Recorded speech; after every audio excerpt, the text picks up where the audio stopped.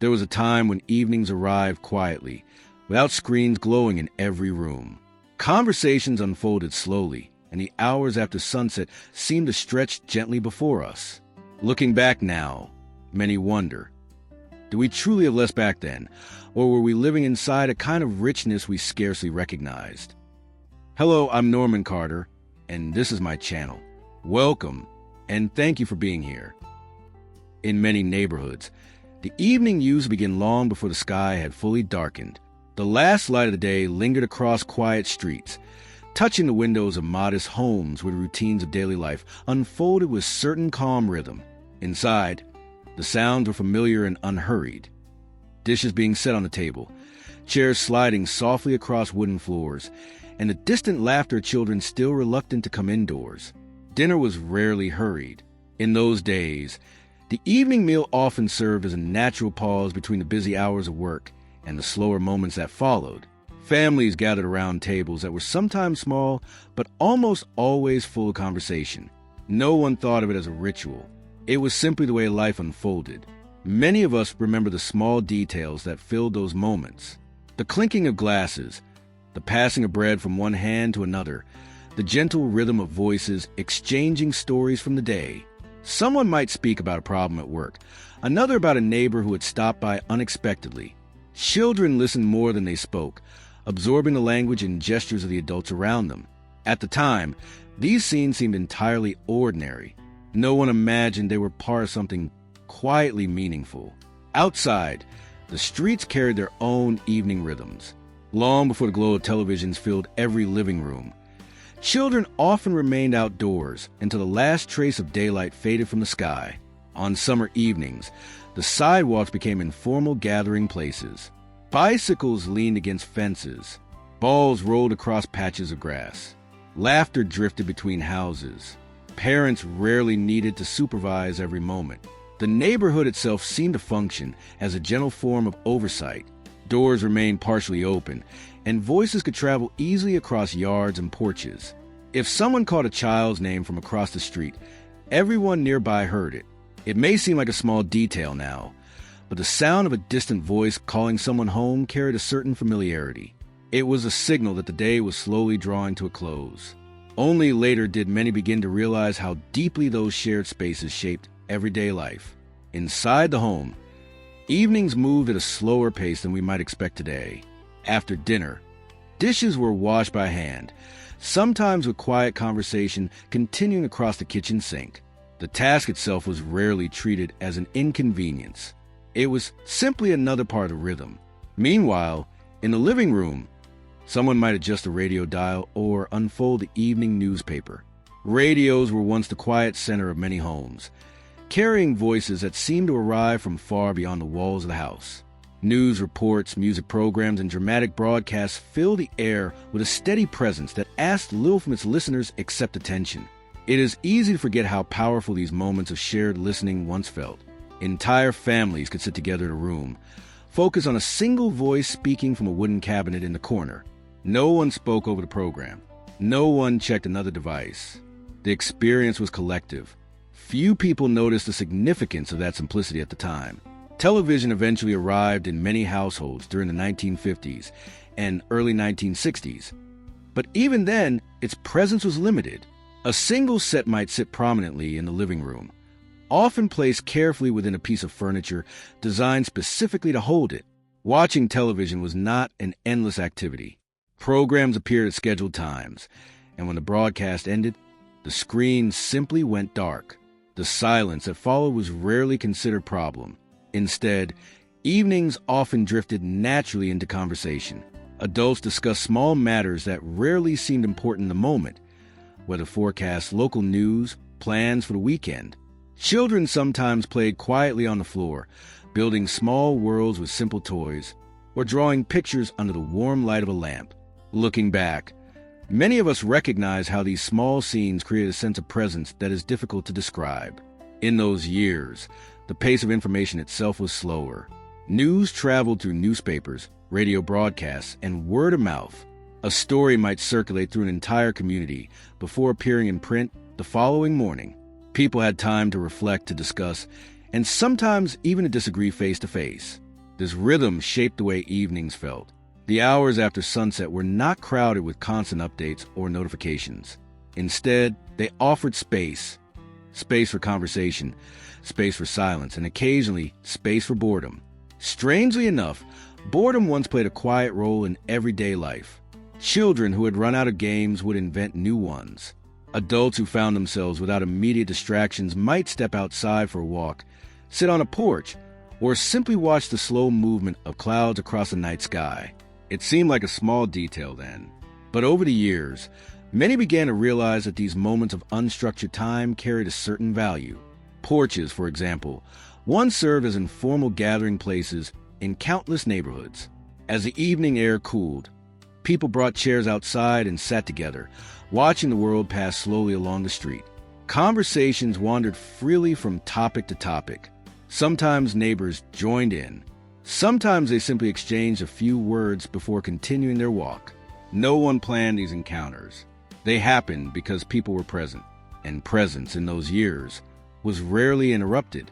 Of course, life in those decades was not without its challenges. Homes were smaller. Appliances were simpler. Work could be physically demanding, and conveniences we take for granted today had not yet appeared. Yet within those limitations, many families develop habits that quietly strengthen their sense of connection. We rarely noticed it at the time. Even the simple act of waiting played a role in shaping daily life. If someone called the house telephone, the entire family might hear it ring. If a letter arrived in the mail, its contents remained unknown until it was carefully opened and read. Communication moved at a human pace, and because of that pace, evenings often felt fuller than the hours themselves might suggest. It is difficult to say exactly when these patterns began to change. The shift did not happen overnight. Instead, it unfolded gradually across decades, carried by new technologies, changing work schedules, and evolving social habits. At first, the differences seemed minor. A new device here, a slightly faster routine there. Few people noticed the transformation as it was happening. Only later did many begin to understand that something subtle had begun to fade from the rhythm of everyday evenings. And the realization did not arrive all at once. It emerged slowly, often through memory, through the quiet recollection of small scenes that once seemed entirely ordinary, scenes that, for reasons not immediately clear, began to feel increasingly distant. And with that distance came an unexpected question, not about the past itself, but about the quiet ways in which everyday life once carried a sense of fullness that few people thought to measure. Over time, many people began to notice that the memory of those quiet evenings returned unexpectedly. It could appear in the middle of an ordinary day, perhaps triggered by the sound of distant laughter, the scent of dinner drifting through a window, or the sight of a street that seemed strangely calm for a moment. Memory often works this way. It does not arrive as a grand story, but as fragments, small impressions that linger in the mind long after the moment itself has passed. One such fragment might be the image of a neighborhood at dusk, the air cooling after a warm afternoon, the slow hum of insects beginning to fill the spaces between houses, and the gradual glow of porch lights appearing one by one along the street. It was a quiet transformation, barely noticed by those living inside it, but the rhythm was unmistakable. In many places, evenings carried a certain predictability. The same windows lit up at roughly the same hour each night. The same neighbors appeared on their porches. The same voices echoed faintly through open windows as families settled into the routines of home. These repeated patterns created something subtle but powerful, a sense of continuity. People did not often speak about it, yet it shaped the emotional landscape of daily life. There was comfort in knowing that tomorrow evening would unfold in much the same way as tonight. The world felt stable, even if no one used that word to describe it. At the time, these patterns seemed permanent, but permanence is often an illusion that only reveals itself through the passage of years. By the late 1970s and into the decades that followed, the tempo of everyday life began to shift in ways that were not immediately obvious. New conveniences entered the home. Work schedules changed. Entertainment expanded beyond the limited windows of earlier broadcasts. At first, these changes appeared welcome. They promised efficiency, variety, and access to new forms of information and entertainment. And in many ways, They delivered exactly that. Yet something else quietly accompanied this transformation. The shared pauses that once shaped evenings began to fragment. Where once a family might gather around a single activity, a meal, a radio program, a conversation, the same hours gradually filled with parallel experiences. One person might read in another room. Another might watch television alone. Later, personal devices would allow even greater separation within the same space. None of this happened suddenly. The shift unfolded slowly enough that most people did not perceive it as a loss. After all, each new convenience seemed small on its own. A second television in the house, a new appliance that saved a few minutes of effort, a schedule that allowed work to continue later into the evening. Each adjustment appeared reasonable. And yet, over time, the collective rhythm of the evening changed. The quiet spaces between activities grew shorter. The moments of shared attention became less frequent. Conversations, once stretching comfortably across an entire meal, sometimes grew shorter or more distracted. It seemed like a minor detail at first, but small details have a way of accumulating. Consider the simple act of sitting together without a specific purpose. In earlier decades, this was not unusual. People gathered in living rooms, on porches, or around kitchen tables without feeling the need to occupy every moment with activity. Silence itself could exist comfortably within these spaces. Someone might be reading a newspaper. Another might be sewing or repairing a household item. A child might be drawing quietly nearby. The room was not silent in the strict sense, but the atmosphere allowed for stillness. Today, many people notice that stillness differently. The absence of sound often invites immediate interruption. A device turned on, a message checked, a program selected to fill the quiet. It is not necessarily better or worse. It is simply different. And yet the memories of those earlier evenings continue to return, sometimes with surprising clarity. Perhaps it is because the human mind seems particularly drawn to moments that felt complete, even if we did not recognize their completeness at the time. For many who lived through those decades, the recollection of everyday life often centers on these small, almost invisible experiences. The glow of a lamp in the corner of a room, the slow turning of pages in a newspaper, the faint sound of a radio announcer describing events far beyond the walls of the house. These were not dramatic moments. They were simply parts of the background of life. But backgrounds, as it turns out, shape our memories more deeply than we might expect. Even the physical design of homes reflected these rhythms. Living rooms were often arranged to encourage shared attention. Chairs faced one another rather than turning away. Windows opened easily toward the street, allowing the outside world to remain visible and present. Architecture itself carried a quiet influence over daily habits. When people gathered in these spaces, they did so naturally, without needing to schedule the interaction. The room invited it. In many neighborhoods, the same principle extended beyond the walls of the home. Streets functioned as informal social corridors. A short walk after dinner often led to spontaneous encounters with neighbors.